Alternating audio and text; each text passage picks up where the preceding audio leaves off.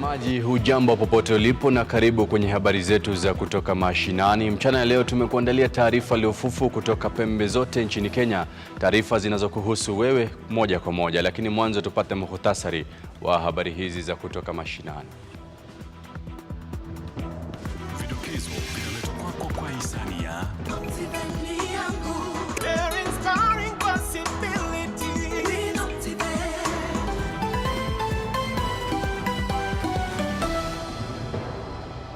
So many of our youth today don't know what happened in this country. They don't know. They call themselves hustlers. Because they don't know. This ignorance and it actually serves the interests of the regime in power to suppress these historical facts. Kwenye vidokezo, kinara wa Azimio Raila Odinga ahudhuria uzinduzi wa kitabu hapa jijini Nairobi.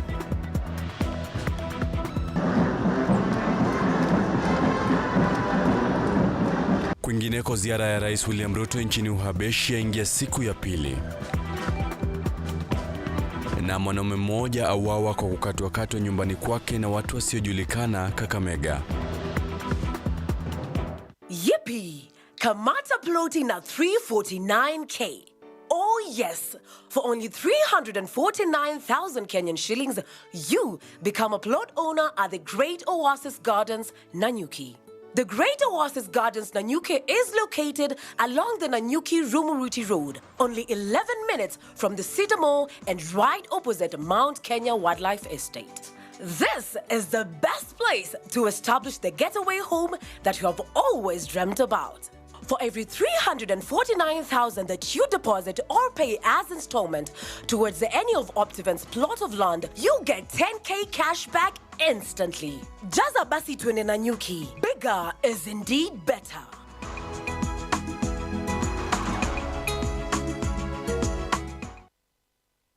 Na mtazamaji, mimi kila wakati utaniita Sammy Adika. Tufanye mtagusano kwenye mitandao yetu ya kijamii Facebook na Twitter @lookuptv. Longa nami hadi tamati mwa habari hizi za kutoka mashinani.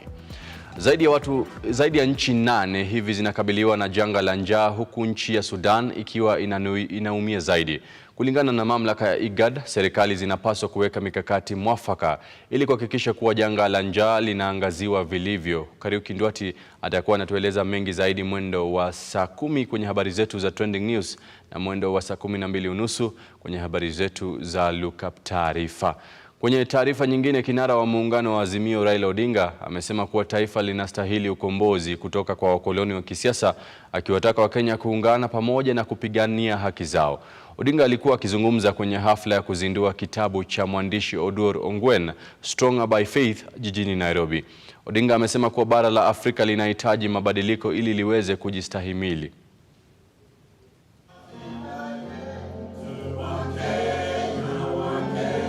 I've said before, and Macau repeated it, that from independence right through there have been two forces pulling in opposite direction in our country.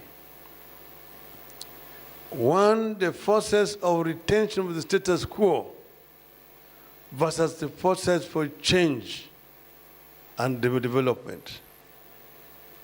This struggle has been consistent right from the word go up to now. It has sometimes been peaceful, sometimes it has been violent. It has cost lives of our people sometimes. I want to say that Oduor's book shows that we are organized, we drive change. But at the other side, together with the forces of retrogression across the globe, have always denied us our victory. We remain in the clutches of a cruel economic system. And I look towards Karl Marx, who gave us a better understanding and clarity to the dialectical relationship between the old and the new, and the dilemma we find ourselves in today. With Baba ideology forward! Forward with revolution forward! Na kwenye taarifa nyingine, Rais William Ruto anatarajiwa kuendeleza ziara yake kwa siku ya pili nchini Ethiopia. Ziara yake inalenga kuimarisha uhusiano bora kati ya Kenya na Ethiopia, hususan kibiashara. Wakati wa mazungumzo na Waziri Mkuu wa Ethiopia Abiy Ahmed katika afisi yake mjini Addis Ababa, viongozi hao wawili wamekubaliana kuhusu mbinu za kukabiliana na ugaidi na itikadi kali za kivita ili kuleta amani na kuimarisha biashara. Kati ya nchi hizi mbili, Rais Ruto na Waziri Mkuu Abiy Ahmed wamezindua rasmi afisi za kampuni ya mawasiliano ya Safaricom nchini humo.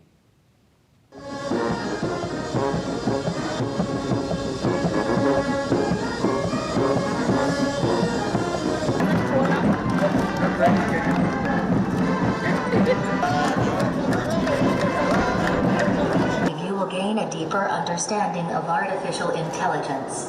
Ethiopia.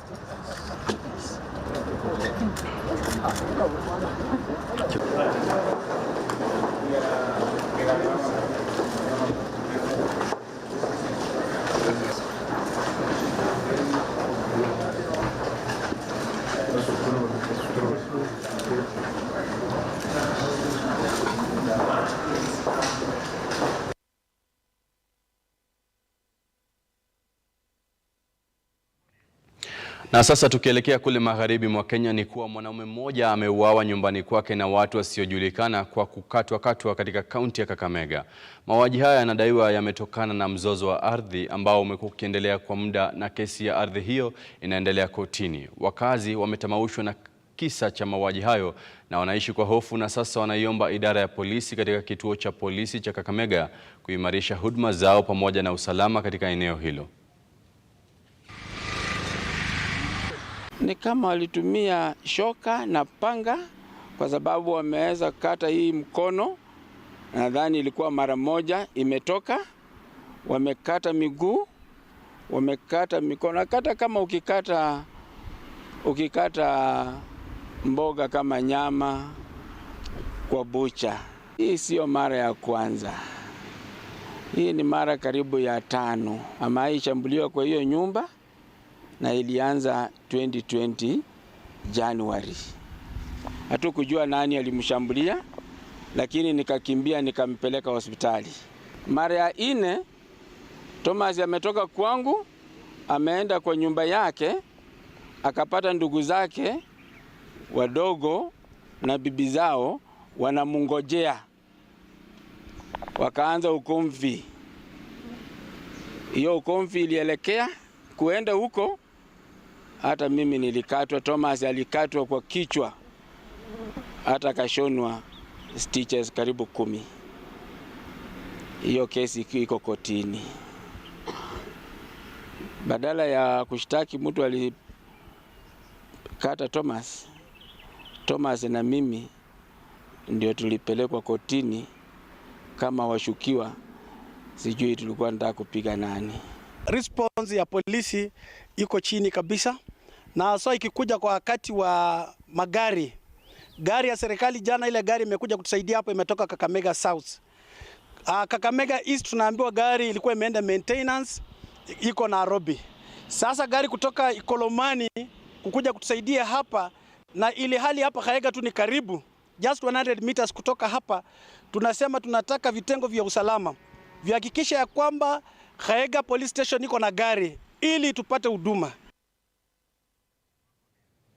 Na kule kaunti ya Nakuru, wakili Paul Gisheru amezikwa nyumbani kwake kwenye kaunti hiyo ya Nakuru. Gisheru alipatikana nyumbani kwake akiwa amezirai na baadaye kuaga. Jamaa na marafiki walihudhuria mazishi yake na kuifariji familia yake. Who died for him. And today we bring him.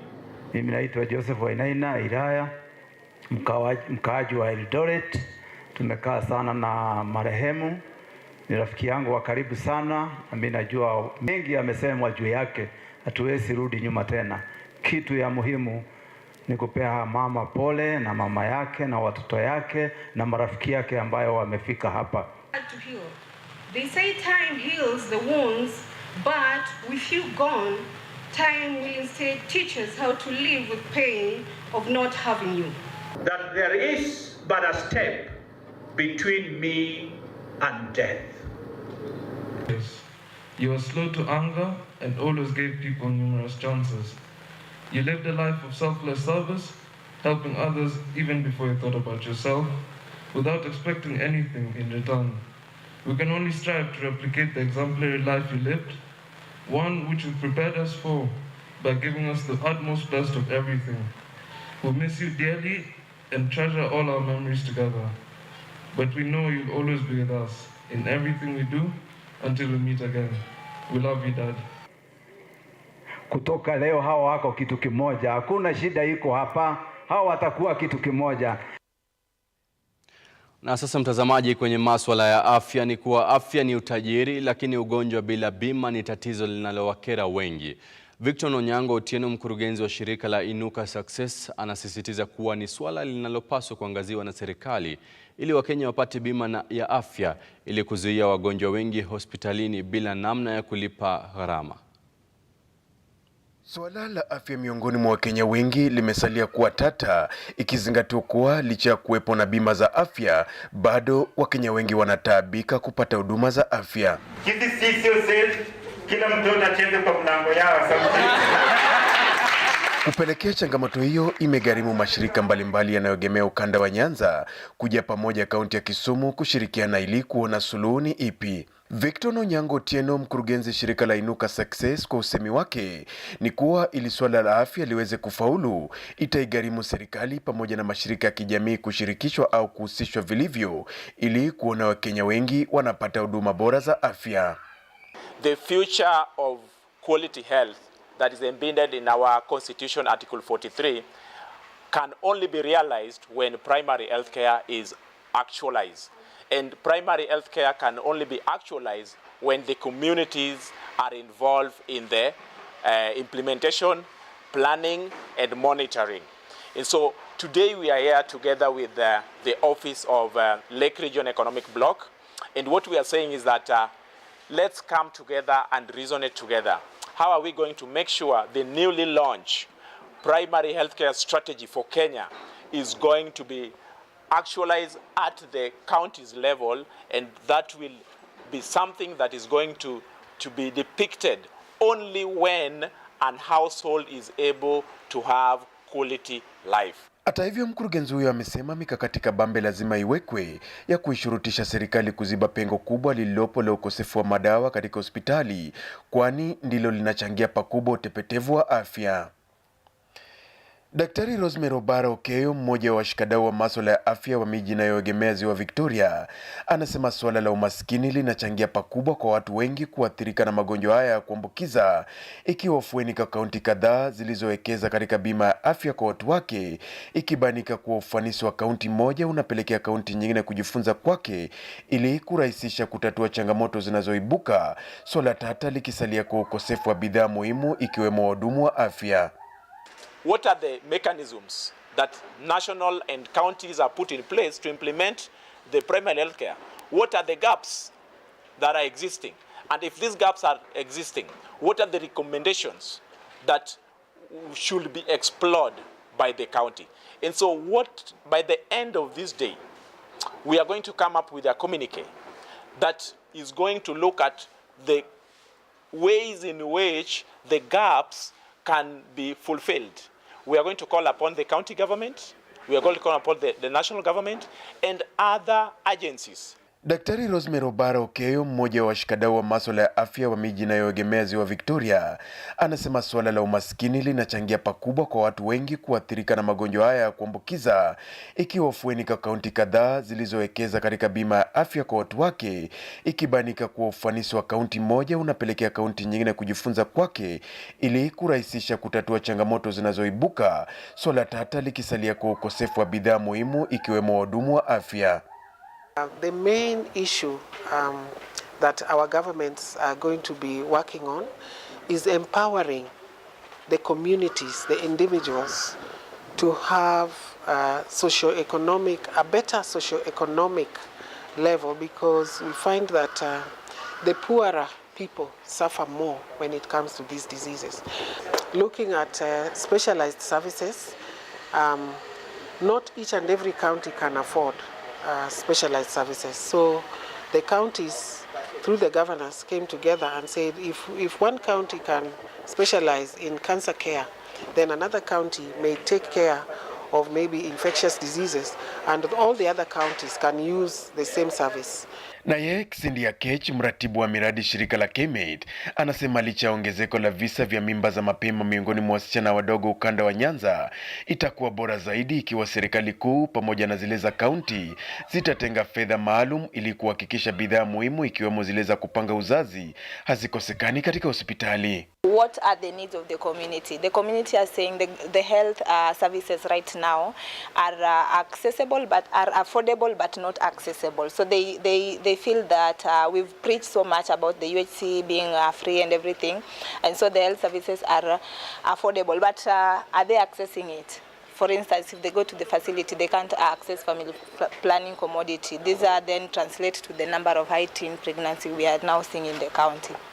Hata hivyo alipigia upato suala la umuhimu wa mashirika ya kijamii kuhusishwa pakubwa katika kutatua masuala yanayoikumba jamii, kwani wafanyikazi wake wengi hutangamana kwa asilimia kubwa na wanajamii.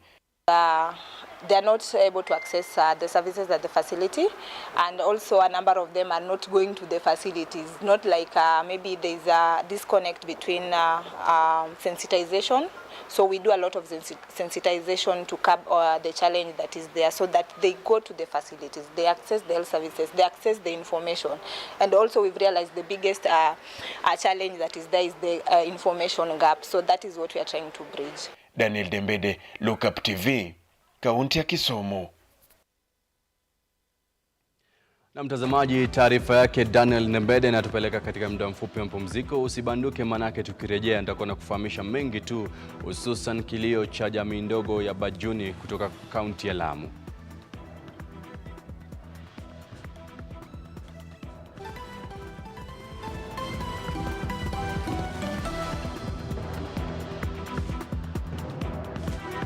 Vera Beauty and Fashion College is focused on being the leading technical and vocational training institute in the region.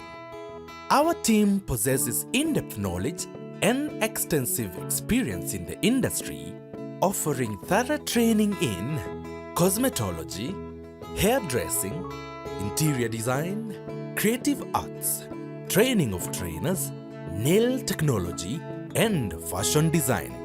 With branches in Nairobi, Thika, Meru, Eldoret, and now in Mombasa, our courses ensure that learners are completely equipped with knowledge, competency, and employability skills.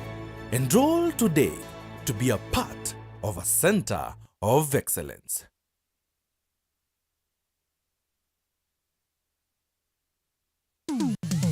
Hapa kazi tu inaendelea kuwasaka na kuwatambua wale ambao wanafanya kazi extraordinary na zile kazi za kujituma. Biashara yote unaambiangwa, as long as you have a plan, you can do it. Our service is about to pressure the customer.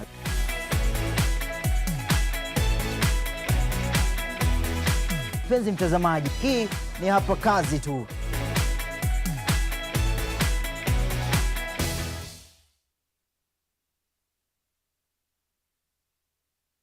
Yippee! Kamata ploti na 349K.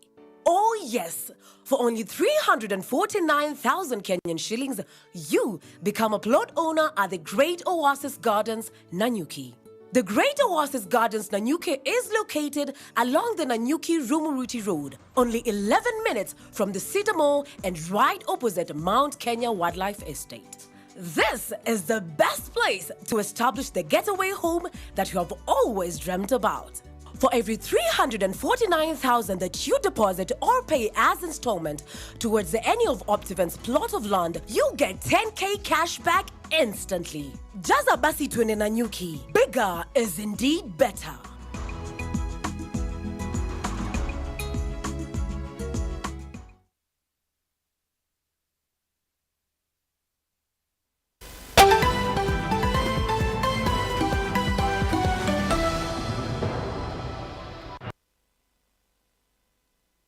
Na mtazamaji, sasa karibu kwenye habari zetu za kutoka mashinani, awamu ni ya pili. Tuendelee kukutaarifu mengi zaidi. Tukiangazia taarifa kutoka pwani mwa Kenya ni kuwa jamii ndogo ya Bajuni katika kaunti ya Lamu wamemrai Rais William Ruto kuangazia kutengwa kwa jamii hiyo pamoja na kusuluhisha dhulma za kihistoria wanazopitia ili waweze kutambuliwa na kupewa hadhi kama moja ya jamii za Kenya. Aidha, jamii hiyo imeelezea kupitia katika kipindi kigumu kujichumia riziki kwa sababu ya kutengwa, huku akimwomba Rais William Ruto kuwahusisha katika nyadhifa za uongozi. Niaba ya msemaji wa taifa la Kibajuni, na leo tuko hapa ili kupeleka kilio chetu cha dhulma ambazo tulizofanyiwa na serikali za awamu 4 ambazo zilopita, ikiwa ni serikali ya hayati mzee Jomo Kenyatta, hayati mzee Daniel Arap Moi, hayati Kibaki na Uhuru aliyomaliza awamu yake hivi juzi. Kwa hivyo leo, kwa sababu awamu ya 5 ndio leo tunaleta kilio chetu kwa serikali hii, ambao bila shaka kwamba tunajua kwamba Rais Ruto kwamba yeye ni mmoja katika kijana alotoka katika shida kubwa, na ni mmoja ambaye kwamba ni mchaji Mungu, ambaye anaelewa mambo mengi ambao yanaofahamika katika nchi yetu ya Kenya. Whatever is lacking, we have the means to acquire, and yet we are remained mentally married to the idea that nothing can get moving without others. We are even begging for things we already have. For instance, the Bajuni motherland. That is absolutely a failure of mindset and negative attitude towards our well-being. This disastrous mistake must be reversed from today onward. Kwamba sisi kama Wabajuni leo tulikuwa na kesi kotini ya kuweza kugombania ama kutetea ardhi zetu na kuweza kuhifadhi kama jamii zingine zozote zinaweza kufanya katika maeneo yao. La pili, agenda iliyotuleta hapa ni kuweza kuungana, na naitisha wito wa Bajuni waungane ili tuweze kuishi kama community zingine, kwa sababu tusipoungana option ya pili ni kuangamia. Mheshimiwa Rais, sisi Wabajuni tumesahaulika kwenye serikali kuu. Naomba utukumbuke kwa nafasi za kazi.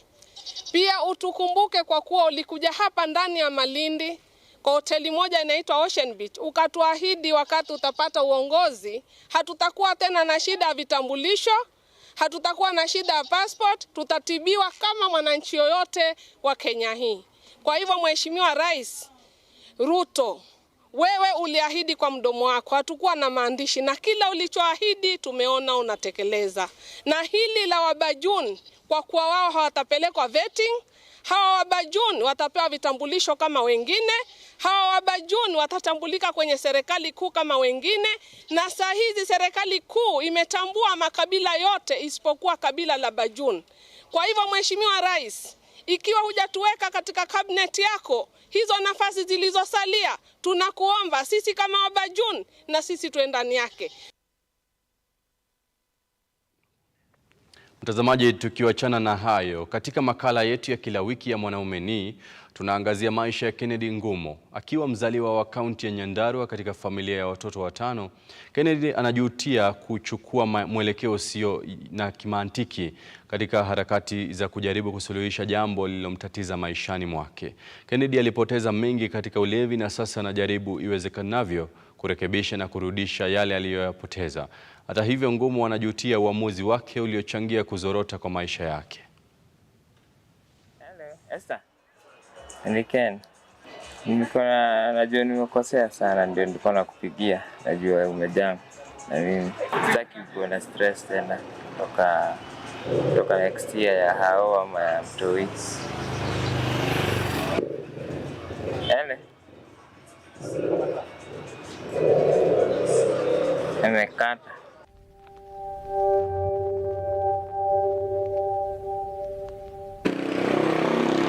Bidii yake katika kujaribu kurekebisha uhusiano kati yake na mke wake, lakini wapi, juhudi zinapiga mwamba.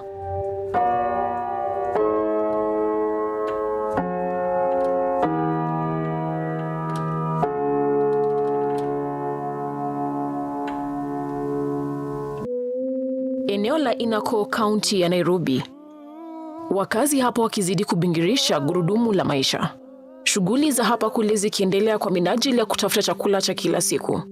Jua la utosi nalo likihangaisha shughuli za wanabiashara.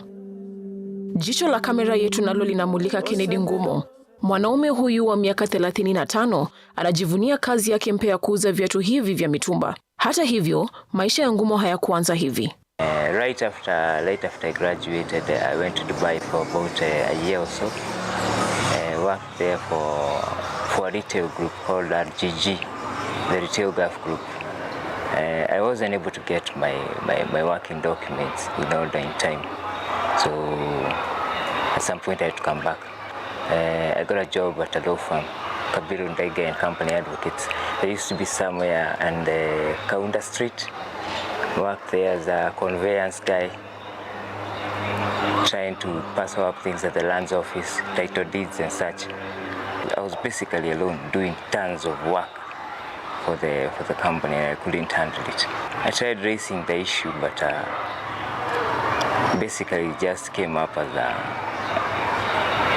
a complaint or as an unnecessary baggage that did not need to be addressed.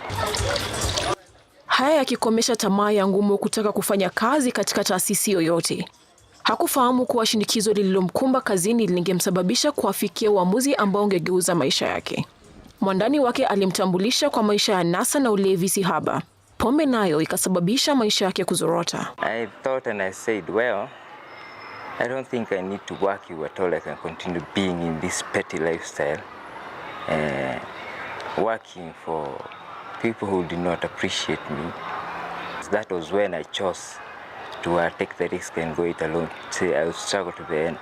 At that point, alcohol was a very good comfort. I was a party freak. It used to make you a drink and cool down, so to speak. I thought alcohol was the only thing that made me feel worth some respect within the circles that I was working with, or within the circles that I found myself during the weekends. So that's when I started the habit. Immediately I resigned, because that day when I resigned, I was totally broke. I had about 1,000 bob in my pocket. I drank that day a few beers, and then because of the stress and the realization the next morning that I didn't have a job, nowhere else to do, I didn't have a plan. I went that morning, we had an argument, and then I went back to my side of the office. I actually wrote it in handprint. Wrote the letter and then I took it to the office. Then I walked out. By then, would you maybe have a backup plan or something that you will do, or you just resigned out of anger? It was one of the biggest decisions I regret, actually, though it's too late to mend it. I didn't have a backup plan. It was I just snapped. Somewhere in between, and immediately I left my boss's office. I went to mine, took a biro, and wrote something. The next thing I knew, I was walking down the lift. Miaka 12 katika ulevi, bidii katika biashara ikadidimia, na pesa ikawa nadra kuonekana. I used to have a family. I broke up with my wife a few years ago because of the same alcohol thing. When I left the law firm, I started doing small businesses around. Nikaanza kuuza mtumba, that ngara. I started going around towns, selling those bales of clothes. Eventually I settled in Nakuru and got a job there, working for this phone company. They started out with techno. And at that time I met a very good lady, and we settled down. We had a kid, and things were going just fine. Things were going actually very fine. I thought that was the place I was supposed to settle down, because I had a job, my wife had a job. Everything was fine, and I could afford a lifestyle. However, a habit is always a disease.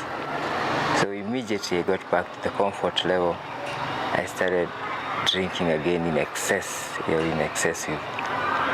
And she couldn't take it anymore. Baadaye, Ngumo alibahatika kukutana na Solomon ambaye aligeuza maisha yake baada ya kupitia hali kama yake. It's been about 5 months now since I stopped drinking alcohol, and I can see the change. I can even feel the change, because I think I stayed too much when my mind was loaded without thinking straight. That I finally started appreciating a clear thought. Right now, when I sit and I think about something, I can see the clarity in it. I can even feel it. I have a kid. That's the part that pains me most. I have tried calling them severally. I tried even going to look for them at the place they used to work, but they got transferred to another station.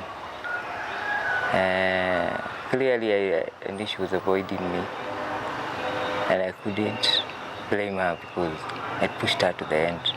Aking'oa nanga katika safari ya kuacha ulevi na anasa, Ngumo sasa anajivunia biashara hii ya uuzaji wa viatu, huku akiendeleza shughuli hizi miongoni mwa zingine pamoja na kundi la vijana ili kuwasaidia kujitenga na vitendo ambazo zitawasababisha wao kupoteza maisha yao.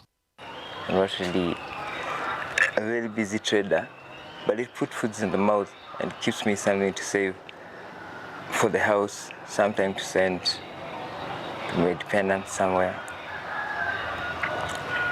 And basically that's what I do. I sell shoes, I do some beadwork. I'm an artist. We make poetry, we do some music, all for a coin, all for a coin. Maisha sasa yamempa Ngumo mwelekeo tofauti. Anajivunia kuwalea vijana wengine. Alcohol is fun, but let it be treated as such. Let not be a habit. The moment it becomes a habit, it becomes a part of you. And when you infect that part of you, you end up being something very different.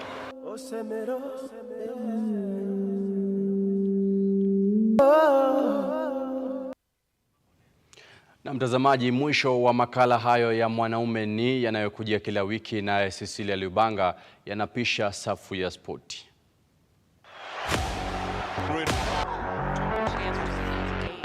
Through the streets of